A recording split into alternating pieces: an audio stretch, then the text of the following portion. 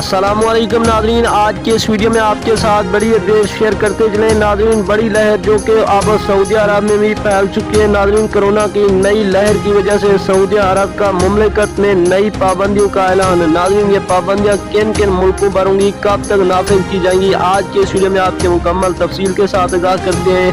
اس سے پہلے اگر آپ نے ابھی تک ہماری ویڈیو کو لائک نہیں کیا تو ویڈیو کو لائک کر دیں، چینل پر پہلی مرتبہ وزٹ کریں تو چینل کو سبسکرائب کر کے ساتھ لگے بیل آئیکن کو بھی پریس کر دیں تاکہ آپ کو ایسی انفارمیٹیو نیوز وقت پر ملتی رہے۔